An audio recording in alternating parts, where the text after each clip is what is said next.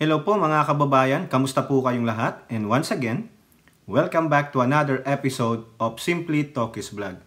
Pag-usapan natin mga kababayan yung naganap na congressional hearing doon po sa lower house sa committee po ni Representative Joel Chua, yung Good Government and Public Accountability, na kung saan doon po ay kanilang binabalangkas yung paggamit ng CIF o ang pondo ng OBP at DepEd ng inyong pusit na Vice Presidente, no? Doon po yung ibang kawani ng DepEd, former or active, at saka yung mga COA na empleyado ay nagsi-attend po, no?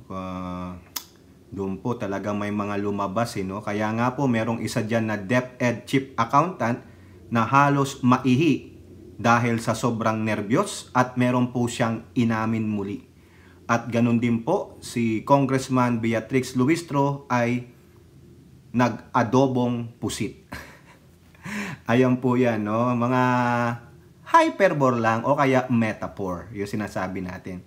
Pero bakit po nasabi natin ganyan? Dito po may dalawa po tayong article na babasahin na bibigyan natin ng opinion, komento at reaksyon. Pero bago po tayo magpatuloy, tayo po ay magbibigay pugay at pasalamat sa lahat ng ating channel members, followers, subscribers, nagla-like at nagsishare ng ating mga videos, sa mga nagbi-video replay, nagsishare ng kanilang blessings. Ganun din po sa mga nakakasama natin sa ating video premiere at live streaming. At ganun din po, special shout out to all OFWs, sa mga men and women in uniform, sa ating mga frontliners at mga guro. At ganun din po, tayo'y lubos nagpapasalamat sa ating mga kaibigan na patuloy na hindi bumibitiw sa ating channel, anuman ang nangyayari sa ating channel. So far po, nadadagdagan po ang ating subscribers, nakaka 62,000 plus na po tayong subscriber. Maraming salamat po sa inyo and may God bless us all, God bless the Philippines, and God bless our First Lady and this Marcos administration. So simulan muna natin mga kababayan dito po sa ulat ng Manila Bulletin na kung saan ang isang DepEd Chief Accountant ay halos maihi dahil sa sobrang nervyos niya at sobrang pagtatakip niya sa nagawa niyang kabalbalan.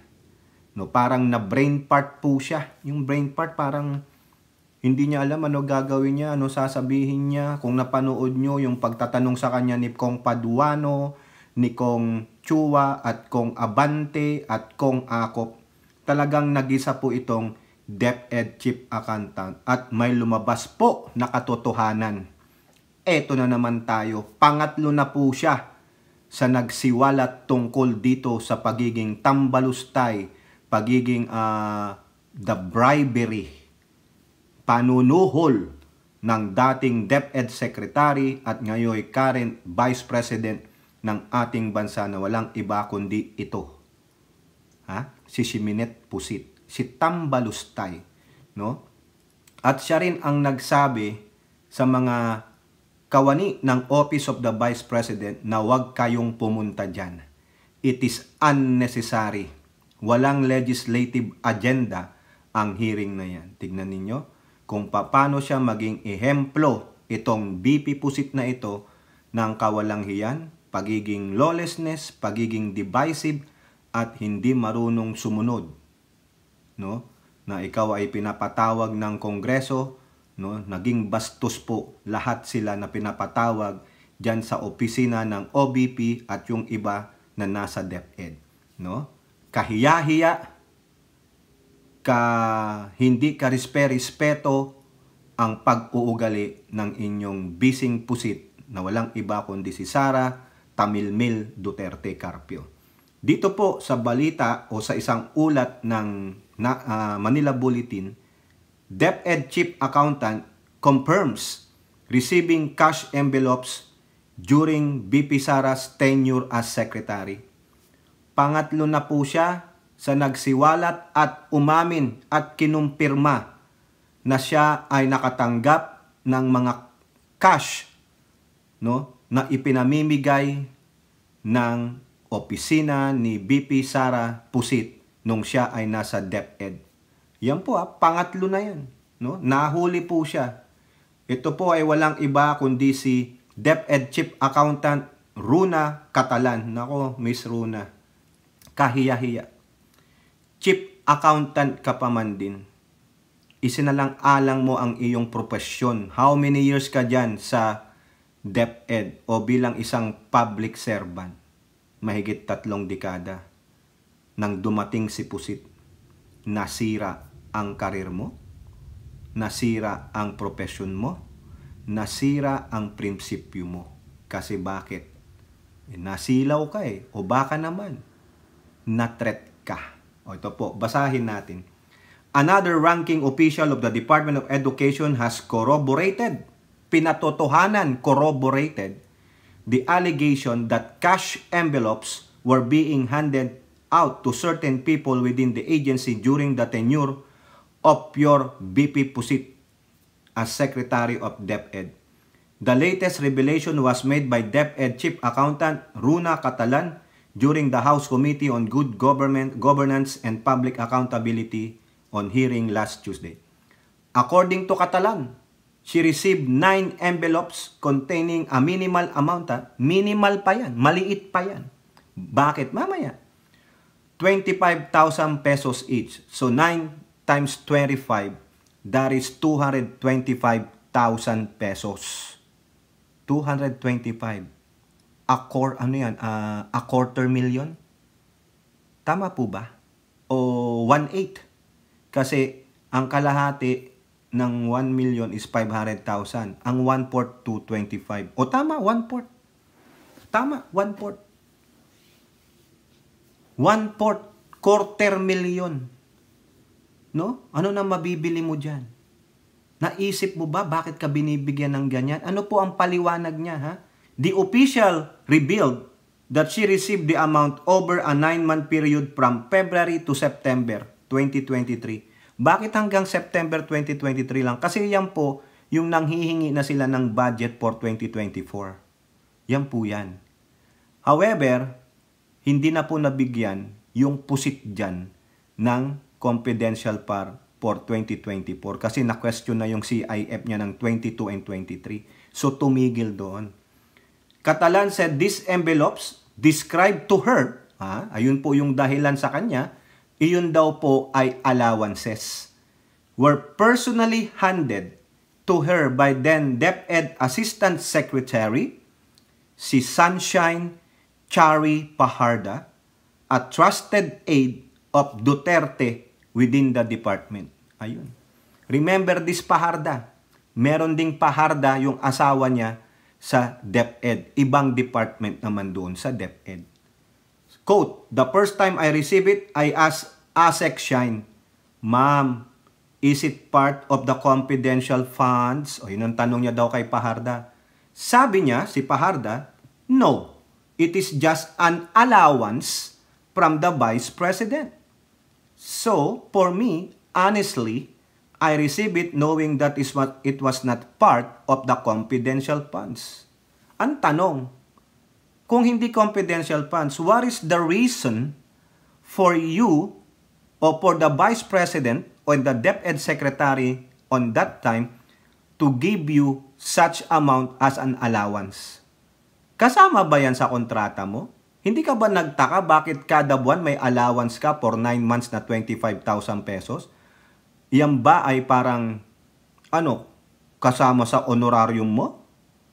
Diba? Wow! Ang sarap talaga magtrabaho sa gobyerno. Hindi mo na kailangan antayin ang iyong kinsenas o katapusan na sahod. Di po ba? Magkano sahod niya? Anong level niya? Anong pay grade niya?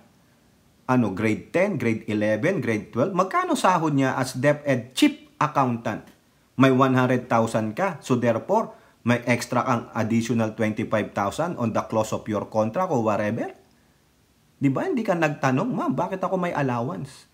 Hindi niya sinabi, bakit ka may allowance? Di ba? Ito ngayon, si Antipolo 2nd District Representative Romeo Acop. Tinanong niya ngayon, kinwis niya si Catalan, kung saan daw galing itong mga allowances na to, yung sources. However, the official told Akop that she did not have a courage to ask about the source. Oh, ang tanong niya lang, galing po ba ito sa confidential fund? Hindi. Ang sabi lang, allowance galing kay BP. Ang tanong, saan galing yung allowance? Hindi na daw nagtanong si Catalan. Catalan, who has been in DepEd for 36 years. Come on, for 36 years. Sinira ng isang pusit ang karir mo, ang iyong pagkatao, di ba? Shared that this was the first time she had received such envelope. O yun naman pala eh. Ba't hindi mo in-outright reject? Ma'am, hindi ko po matatanggap yan. Wala po yan sa aking contract. I've been here for 3 decades, pero ang first time ito, imposible. Wala naman po akong ginawang espesyal. Wala man ako narinig na nanalo ako ng contest. Wala akong narinig na, meron tayong memorandum na ganito, magbibigay tayo ng ganito sa mga empleyado, cash gifts. Wala eh. Para at least you protected yourself. Kung may memorandum, ma'am, hindi. Verbal eh. Alam mo na yun. Suhol yun. Di ba? Hindi ka ba nag-isip ng ganon? Kung ikaw ay maprinsipyong tao, you want to protect your career, no? Yung pagkatao mo. Magtatanong ka.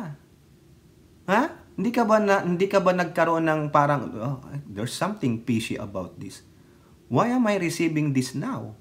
Yung previous secretary, wala namang ganito. Bakit ngayon lang? Hindi kaya ako ma-question nito? Hindi kaya masira ang karir ko dito, pati ang pamilya ko? O ngayon, ano nangyari? Lumabas. That you received that money for 9 months. Biruin mo, tinanggap mo for 9 months. No? Sana yung once lang, nag-outright ka ng tumanggi, pero tinanggap mo lahat yung siyam na envelope eh. So therefore, wala kang pakialam. No? Basta sa'yo, tumatanggap ka ng pera, libre, free money. Diba? Wow! Hindi mo naman sinabing ikaw ay isang espesyal, o baka naman talagang espesyal ka dahil ikaw ay chief accountant. Ibig sabihin, may pabor na hihilingin sa'yo. O dito mababasa natin.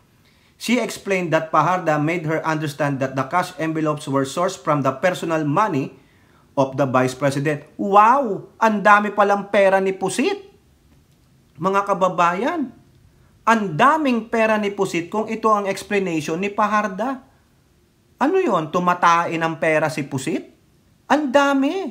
Hindi lang si Catalan ang nakakuha ng ganitong pera, may mas malaki pa tulad ni Yusek, former Yusek, Gloria Mercado at si Osias. Isang 50,000 for 9 months, si Osias 15,000 for 4 months. So lahat yun, personal money ni Pusit. Hindi lang siguro silang tatlo ang nakakakuha ng envelope, mga kababayan. So lahat yun, said personal money. Paharda, dapat itong mag-asawang Paharda, ito ang ipatawag sa hearing, kung hindi man baka tumakas na ang mga ito. Di ba?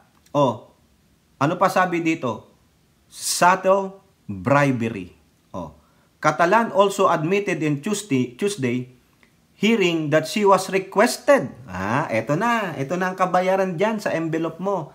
By Paharda, yung babae, to sign the liquidation vouchers. Kaya naman pala, may pabor na hihilingin. Magkano yung vouchers? For 112.5 million in CIF. These were withdrawn as cash advances by Paharda's husband. Ito yung sinasabi ni Representative Dong Gonzales. 3 cheque, bawat cheque 37.5. Tatlo yun. Kaya nga sabi ni Dong Gonzales, paano nyo nabuhat yung 37.5 million in cash sa DepEd office? Wala namang elevator o escalator doon. Mabigat yun.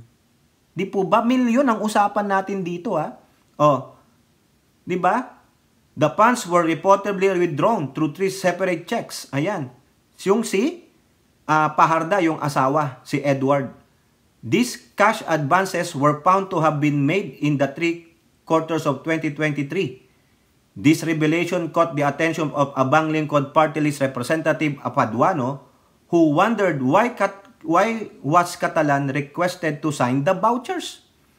So why did you sign it as per request of Ms. Paharda? Asked Paduano. Yes, Your Honor, because it is needed as a covering letter or covering document to the liquidation documents supporting documents. Kita nyo, kayo, nagkakutsabahan para nakawin ang pera ng bayan. Saan dinala yung 112.5 million pesos na ikaw, Catalan, ay isa sa instrumento ng pagpapalabas na yan? Yan eh. Yan ang masakit. Dahil nagkaroon ka ng utang na loob. Di po ba?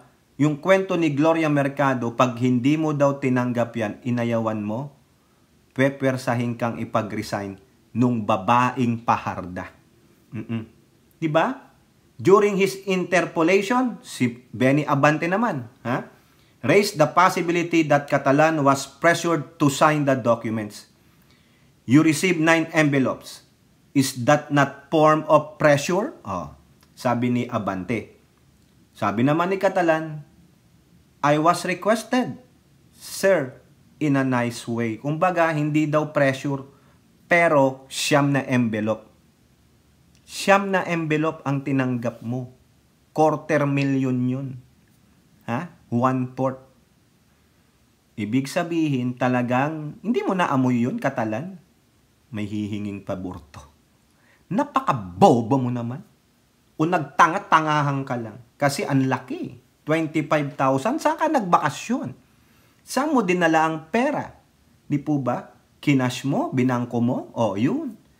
However, Abante was unconvinced by this assertion as he stressed that the cash envelopes were subtle bribery.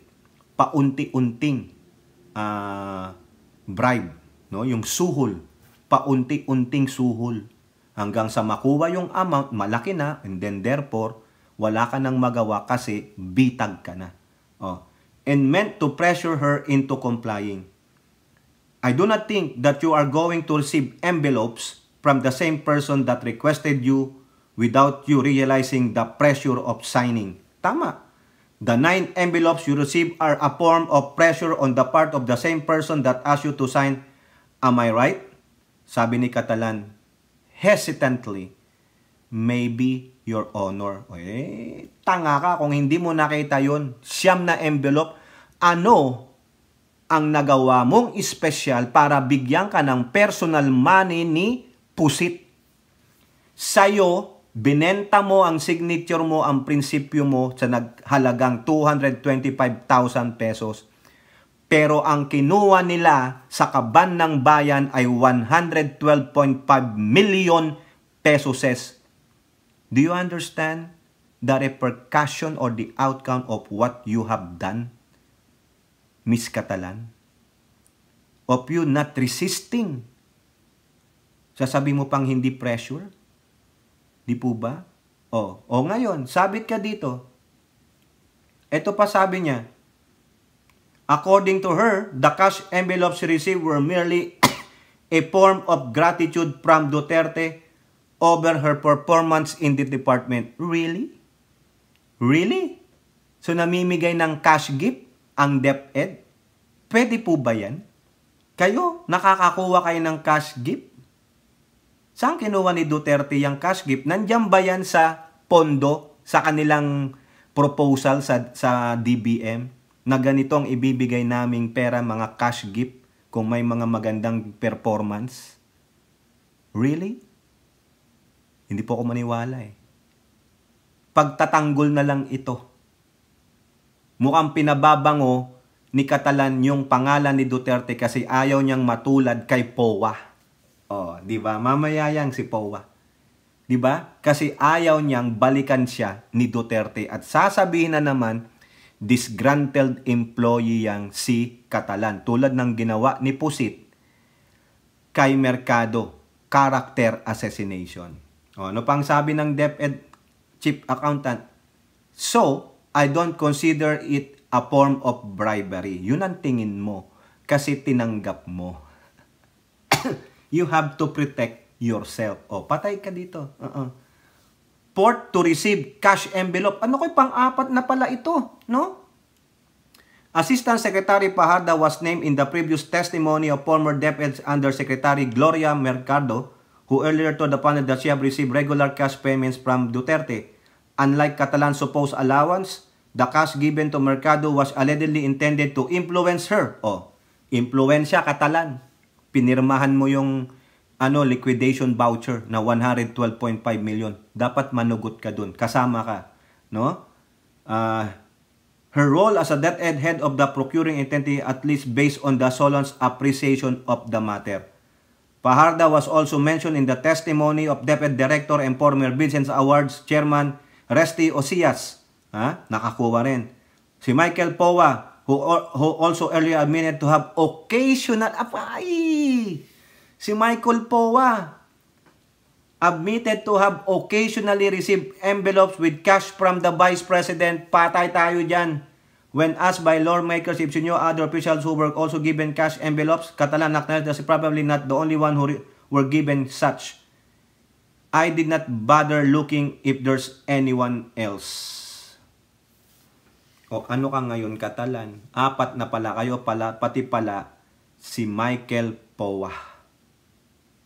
So lahat ng nakadikit kay Pusit, ganyan niya po nilustay ang pera natin. Ang taxpayers money, ang remittance money ng mga OFW. Bilyon ang pondo niya sa DepEd. Sinasabi niya dati, give me 100 billion pesos sa DepEd additional. I will solve the problem of DepEd in 6 years. 2.5 years after, she quits. At ito ang naglabasan. Pinamimigay niya kaliwat kanan ang pera dahil hindi niya po yung pinaghirapan. Sinabi pa nung Fajardo, na personal money. Why? Why Catalan and the others are so special about it? Mga exemplary employee ba sila na namimigay si Pusit ng pera? 50,000, 15,000, 25,000. Hindi sinabi ni Powa kung ilan yun sa kanya. Grabe mga kababayan. Corruption to the max. Plunderer. Kaya Catalan, nako, dapat ikaw ay imbestigahan. Eto po mga kababayan, sa ulat naman ng Manila Bulletin. Ito, si Kong Luistro. Si Kong Luistro nag-adobong pusit. Nagluto ng adobong pusit. Sabi dito, Luistro explains why she thinks BP Duterte is liable for malversation. Ano po yung malversation? Di ba alam natin, plunder, graft, malversation. Anong ibig sabihin yan? Misbehavior and especially corruption. Yun na yun. Graft and corruption. Corruption. Corruption. Ang tawag po nila sa legal term siguro ito, malversation. Equals corruption. Breach of public trust. Impeachable offenses. Mga kababayan. Ito, bakit ito sinabi ng magaling na representante ng mga taga Batangas? Salamat naman sa mga taga Batangas. Pinapunta nyo ang magaling ninyong mambabatas doon sa Kongreso. Siguro kung tatakbo itong vice presidente o presidente, may pag-asa pa. Huwag lang maliliko ng landas. Di po ba, Kong Luistro? Kayo po dyan sa mga taga Batangas, alam ko, re-electionist ito. Bilang inyong representante, sana senator ka naman, Kong Luistro.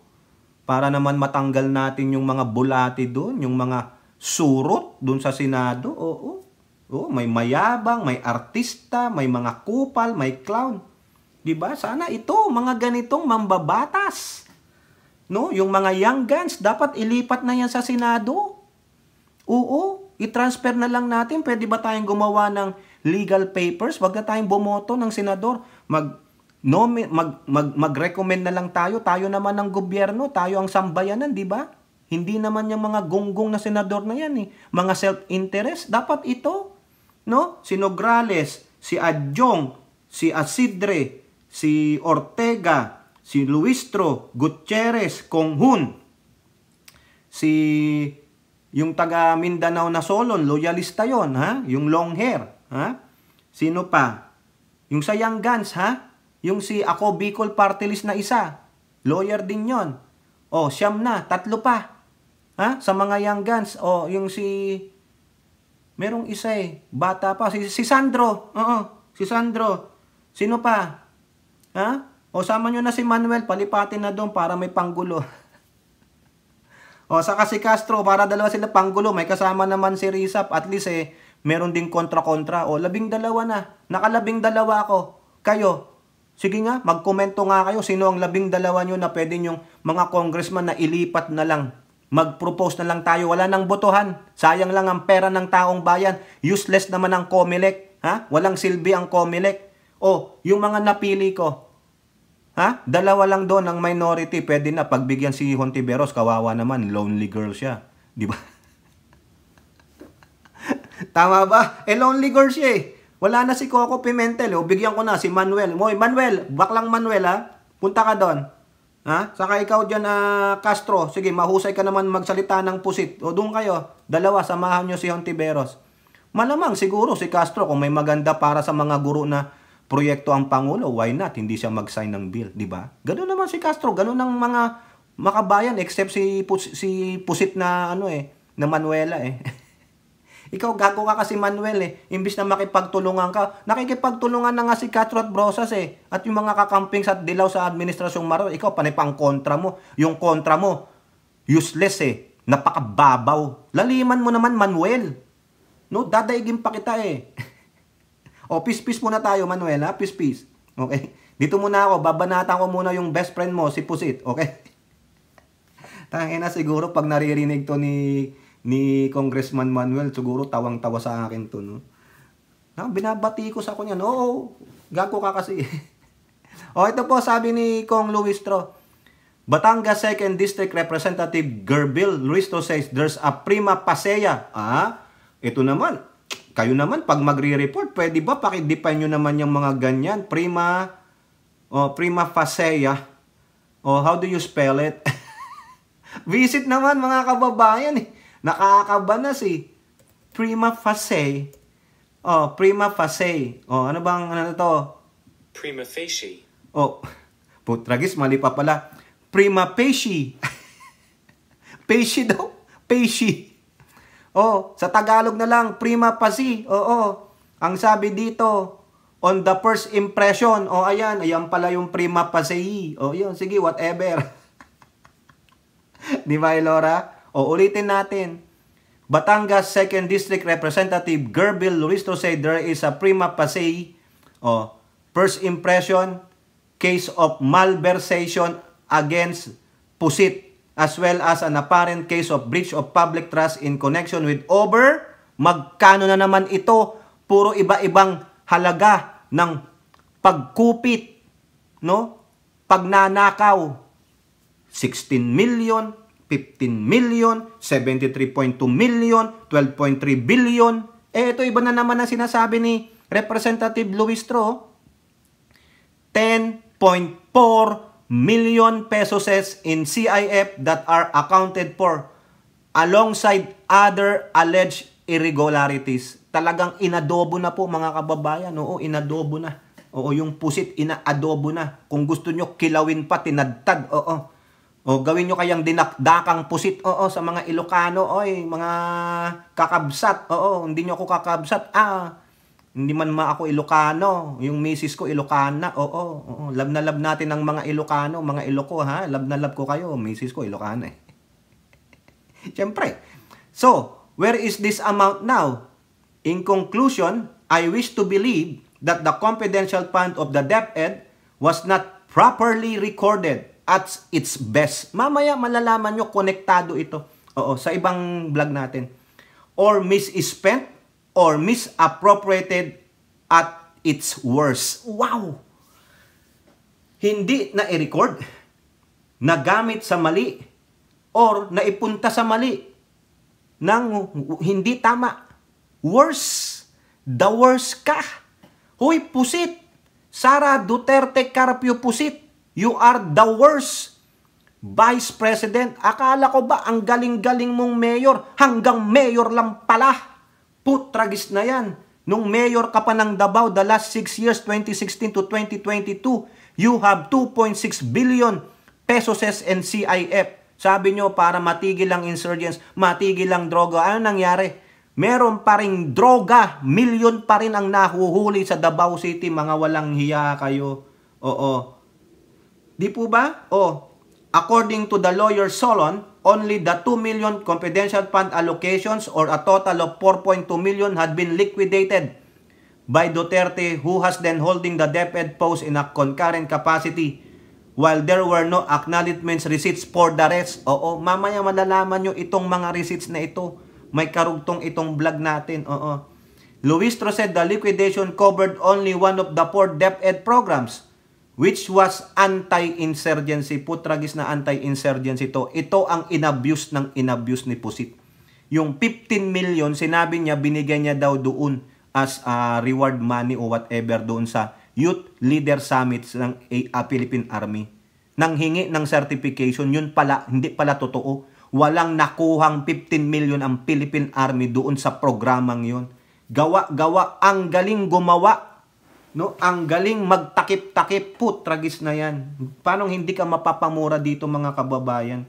In contrast, programs about abuse prevention and control within schools, anti-illegal activities, operation, anti-extremist terrorism groups remain unaccounted for. The CIF issued to Duterte at that time was 15.5 million. Yan yun. What is consistent with respect to their location is equivalent only to the amount of 4.2 million. So there's remain also an unexplained amount of 10.4 million. Ay, naku, yun. Huling-huli. Diba? These were among the agency's confidential program which was in the form of payment and rewards for information. Wala talaga eh. Ito yun. Yung sa Philippine Army Youth Leadership Summit. It is the humble submission of this representation that there is a prima facie case of malversation. O yung sabi natin sa prima facie is the first impression. May first impression na ng malversation in addition on apparent case of breach of public trust. For us to be able to know whether this malversation, 4 elements must be present. First is the person should be a public official. Second is he the custodian of fund. Third is the fund must be for public purpose. And the last but not the least, that the public official took, appropriated, misappropriated, or consented, or negligence permitted another person to take them. For the information of the public, the malversation can be done intentionally. We call it dolo, which is with criminal intent, patay. And it can be done as well by negligence. Dami. Intentional, negligence, we call it culpa or by negligence. In other words, with or without criminal intent, patay ka. If the 4 elements are present, which I believe they are, yung 4 daw, para matawag mong malversation, there is a prima facie case of malversation. With respect to the breach of public trust, this violation of public confidence in a public officer's ability to serve with integrity, impartiality, and in accordance with law. Public trust is mandated by no less than the fundamental law of the land. Patay kayo. Yan ang magaling na representante ng Batangas. Maraming salamat po, Congressman Beatrix Luistro, sa iyong pagpapaliwanag dyan sa malversation at breach of public trust. Malversation. Sabi, merong prima facie. Merong sign of malversation. Sabi niya, para matawag mong malversation, 4 na dahilan ang makita mo at pinaliwanag niya. Yung 4 na andoon nakita niya. So therefore, there is malversation, a corruption in the DepEd. Nasaan yung 10.4 million doon sa parte ng 15.5 na sinasabi niya na ginamit nila sa pag-combat sa extremism? Yan yung sinasabi nilang binigay niya daw sa Philippine Army, sa YLS program. Ang totoo, ang nakita lang nila ay 4.2. Nasaan yun? 10.4. O di ba? Ngayon, anong gagawin nyo kay Pusit? Di ba? Ang sabi ni Joel Chua, impeachment muna bago kasuhan ng plunder, bago kasuhan ng graft and corrupt. Di ba nakakagigil? Bilyong piso ang binigay sa yung pondo pero hindi mo na ayos ang DepEd. Bakit? Nasilaw ka ng pera at higit sa lahat, hindi mo alam maging Vice President at DepEd Secretary. Kaya wala kang maipagmamalaki sa amin at sabihin hindi marunong maging presidente ang nakaupo ngayon. Wala kang karapatan. 'Di ba? O kayo po, ano pong inyong masasabi? Comment down below and don't forget to like and share. Hope to see you on the next videos. Bye-bye. God bless.